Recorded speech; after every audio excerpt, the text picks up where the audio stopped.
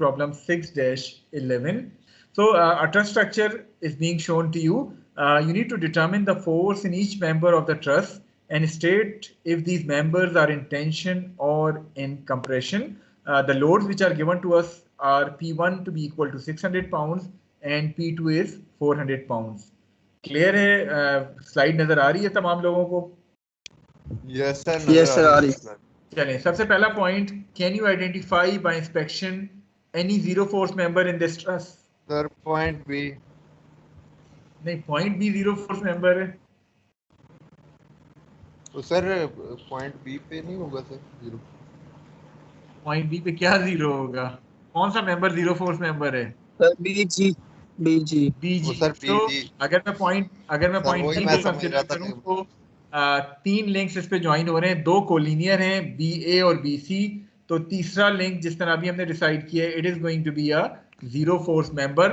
तो यहाँ में FBG जो है उसको as a zero force member के तौर पे लिख सकता हूँ। ठीक है, okay. Any other link which you can identify as a zero force member? DF sir. नहीं सर, उस पे तो लोड लग रहा है जी, अगर तो P2 ना होता तो फिर डेफिनेटली DF भी होता। इसके अलावा कोई नहीं है। थोड़ा सा और से देखिए। Point GB सर अगर point मैं GB और FD। अगर मैं जॉइंट G की फ्री बॉडी डायग्राम बनाऊं तो इस पे दो मेंबर्स लग रहे हैं, कोई एक्सटर्नल लोड नहीं है, कोई सपोर्ट रिएक्शन नहीं है G के ऊपर। सो हमारे पास दोनों मेंबर्स GA और GC, they are also going to be zero force member, isn't it? Rani दोबारा बता दें क्या कह रहे हैं? देखें, अगर मैं जॉइंट G की फ्री बॉडी डायग्राम बनाऊं, देखें BG तो मैंने जीरो फोर्स कर लिया, अब जॉइंट G की अगर मैं फ्री बॉडी डायग्राम बनाऊं तो इसके ऊपर एक अदद फोर्स लग रही है FGC और एक अदद फोर्स लग रही है FAG, ऐसे ही है। Yes sir. अब सपोज मैं ये x एक्सिस लेता हूं, ये y एक्सिस लेता हूं, तो समेशन fx करूंगा तो मुझे क्या मिल जाएगा? यस सर, ठीक है। Equal to zero. इसी तरह समेशन fy जब मैं करूंगा तो मुझे FGC भी जीरो के बराबर मिल जाएगा। इट मींस के आपके पास एक other zero force member BG है, एक अदर जीरो फोर्स मेंबर जो है वो AG है और तीसरा जीरो फोर्स मेंबर आपके पास FGC है। ठीक है, यहाँ तक क्लियर है रेको? आई होप ये जीरो फोर्स अब तमाम लोगों को क्लियर है। Yes So sir, now, clear है। in order to perform the analysis of this truss, what should be the starting point? Sir C कर लें। हाँ, B C कर के लें ऊपर सर। सर A कर लें। यार करने के बजाय जरा गौर से देख के बताएं कहाँ से हमें शुरू करना चाहिए। Sir B। चलें, अगर मैं B से स्टार्ट करता हूँ, suppose I am starting from joint B। B के ऊपर वो दो तो जीरो फोर्स मेंबर हो गए। इट मींस कि आपके पास एक चीज तो क्लियर है कि FBA जो है that should be equal to FBC, ऐसे ही है। Yes sir. तो कोई वैल्यू तो ना मिल सकी, फिर हमें कहाँ मूव करना चाहिए? पॉइंट डी की point तरफ C पे। पॉइंट डी की तरफ। चले, पॉइंट डी की अगर मैं बात करूं तो पॉइंट डी के ऊपर मैं अगर फ्री बॉडी डायग्राम बनाऊं तो चार फोर्सेस हैं। वन इज दिस फोर्स जिसको DE कहेंगे, second one is this force जिसको CD या DC कह लें, एक ये DF है और एक P2 है। तो आप अपनी जो एक्सिस डिफाइन करते हैं वो भी कुछ इस तरह डिफाइन कर लें कि आपके पास ये x एक्सिस आ जाएं, ये y एक्सिस आ जाएं। So once you apply summation Fy, you are going to get FCD to be equal to FDE, ऐसे ही है। मैं थोड़ा सा तेजी के साथ कर रहा हूँ, अगर कहीं आप फंस रहे हो, कोई क्यूरी हो तो आप उसी वक्त पूछ सकते हैं। इसके अलावा जब मैं x डायरेक्शन में अप्लाई करूंगा तो FDF की मुझे वैल्यू नहीं मिल जाएगी? Yes sir. कितनी होगी, पॉजिटिव के नेगेटिव? Sir negative. नेगेटिव हो जाएगी। इट मीन्स कि मैंने डीएफ को अगर टेंशन में सपोज किया हुआ है तो मैं अपनी अजम्पशन को रिवर्स करके कंप्रेशन कर दूंगा। ठीक है, सो एफ डी एफ मुझे मिल गई। अब क्या मैं जॉइंट एफ के ऊपर मूव कर सकता हूँ? Yes sir. तो जॉइंट एफ के ऊपर अब मैं मूव कर जाऊंगा। थोड़ा सा आगे सोल्यूशन हुआ है, साथ साथ उसके चलते हैं। सो जॉइंट एफ पे जब मैं मूव करूंगा तो जॉइंट एफ की जो फ्री बॉडी डायग्राम है वो क्या कहती है? एफ एफ ई जो है वो अननोन है, इसको मैं यहाँ अननोन फोर्स के तौर पे लिखूंगा। What about F F C? वो भी अननोन है, उसको भी मैंने सपोज कर लिया टेंशन में। डी एफ मैं निकाल चुका हूँ कि कंप्रेशन में मेरे पास आएगी, तो डी एफ को मैं उसकी करेक्ट डायरेक्शन में शो कर लूंगा। Now I need the angles as well. ऐसे ही है ये। Yes, sir. बॉटम पे जो फिगर शो की गई है ये थीटा फाई आप आइडेंटिफाई कर सकते हैं कैसे आए? फाई कैसे फाइंड किया Yes. गया है? Can you yes identify sir, that phi? Sir एक एंगल 90 है तो दूसरे 45 होंगे। That is a sorry. Mistake. देखिए फाई आप फाइंड कर सकते हैं यूजिंग दैट टेंजेंट फार्मूला। अगर आप थोड़ा सा इस ट्रायंगल को कंसीडर करें जो मैं येलो से बना रहा हूँ, ये येलो ट्रायंगल नजर आ रहा है हर एक को? इसमें परपेंडिकुलर क्या है? Yes, sir. Perpendicular is 6 feet. What about base? Sir base 8 है सर।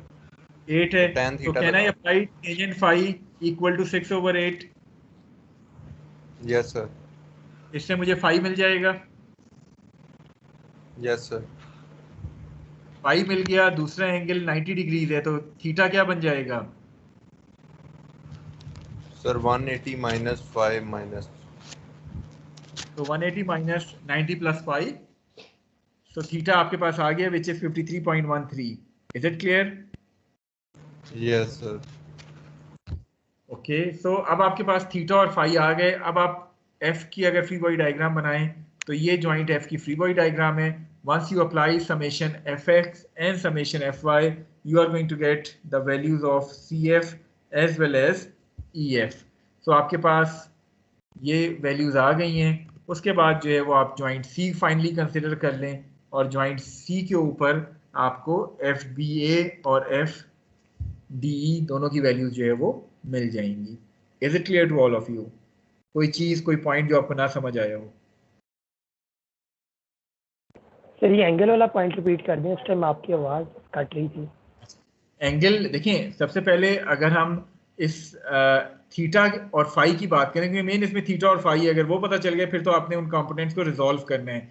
सो फाई निकालने के लिए अगर आप टॉप फिगर में देखें एक येलो ट्राइंगल बना हुआ है, ये येलो ट्राइंगल नजर आ रहा है आपको? Yes yes. इसमें परपेंडिकुलर जो है विच इज 6 फुट, वो भी आप आइडेंटिफाई कर सकते हैं। ओके सर, ठीक है। जो बेस है वो 8 फुट है, सो फाई हो जाता है 10 phi is perpendicular over base, तो 6/8, सो फाई आपके पास 10 इनवर्स 6/8 आ गया। Once you have determined phi, आपके पास ट्राइंगल का एक एंगल 90 है, एक फाई है, तो तीसरा एंगल थीटा होगा। टोटल एंगल 180 होता है, तो थीटा क्या हो जाएगा? 180 माइनस 90 प्लस वाई। समझ गए? ओके सर, ठीक है। सर ये पॉइंट डी के ऊपर सर ये कंप्रेशन किस तरह आता है? पॉइंट डी के ऊपर कंप्रेशन कौन से मेंबर का? डीएफ का? Yes sir. देखें, वो तो हम फिर पिछले स्टेप पे वापस जाते हैं ना। आप जब ज्वाइंट डी को कंसिडर कर रहे हैं, ज्वाइंट डी की फ्री बॉडी डायग्राम आपने ड्रॉ की है, which is this free body diagram. नजर आ रही है आपको free body diagram? Yes sir. इसमें आप जब समेशन एफ एक्स करते हैं, आपके पास एक्स एक्सिस ये डिफाइन हुई हुई हैं, तो जब आप समेशन एफ एक्स करते हैं you are going to get F D F to be negative. Negative आने का मतलब क्या है कि एफ डी एफ जो कि आपने टेंशन में सपोज किया उसके हवाले से आप अपनी अजम्पशन को रिवर्स कर देंगे। F D F is now in compression, तो यहाँ से आपके पास वो कंप्रेशन में आया था F D F. Yes sir. Okay okay sir. any other thing which you want to ask?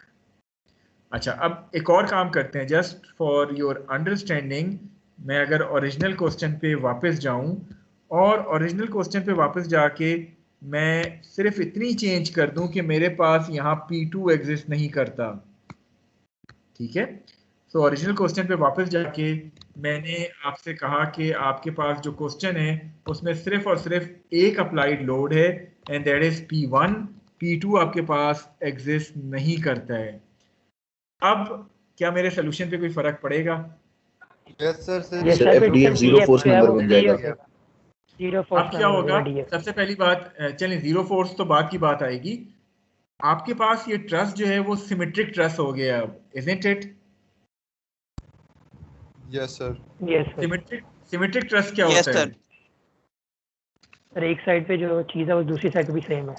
अगर मैं इसको सेंट्रल लाइन से आधा करूं तो इसका राइट और लेफ्ट सेक्शन एग्जैक्टली सेम है, इजंट इट?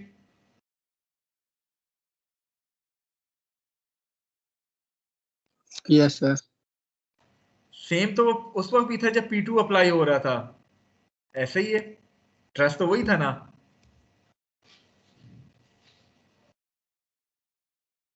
लेकिन जब आप P2 अप्लाई कर रहे थे तो ट्रस्ट तो सिमेट्रिक था, लोडिंग आपकी सिमेट्रिक नहीं थी। चूंकि लोडिंग सिमेट्रिक नहीं थी लिहाजा आपको राइट साइड पे जो मेंबर्स लगे थे उनमें डिफरेंट फोर्सेस डेवलप होती, लेफ्ट साइड पे जो मेंबर्स लगे थे उनमें डिफरेंट फोर्सेस डेवलप होती। हाउएवर अगर मैं इस P2 को रिमूव कर दूं तो मेरे पास ट्रस्ट भी सिमेट्रिक है, लोडिंग भी सिमेट्रिक है। इट मींस कि मेरे पास CD में जो फोर्स आएगी एग्जैक्टली वही फोर्स CB में आएगी, मेरे पास DE में जो फोर्स आएगी एग्जैक्टली वही फोर्स AB में आएगी, मेरे पास FE में जो फोर्स आएगी एग्जैक्टली वही फोर्स AG में आएगी। इन दोनों मेंबर्स में बराबर होगी और इन दो मेंबर्स में बराबर होगी। तो जब जब आपके पास एक सिमेट्रिक ट्रस हो और उस पर लोडिंग भी सिमेट्रिक हो तो लिहाजा उस सूरत में आप पूरे ट्रस की एनालिसिस नहीं करते, आप हाफ ट्रस की एनालिसिस करते हैं और एग्जैक्टली सेम लोड आपके सेकंड हाफ पे भी आता है। लेकिन शर्त क्या है कि ट्रस सिमेट्रिक के साथ साथ लोडिंग भी सिमेट्रिक हो। अगर ट्रस सिमेट्रिक है और लोडिंग अनसिमेट्रिक है तो फिर आपको हर मेंबर में फोर्स डिटरमिन करनी पड़ेगी।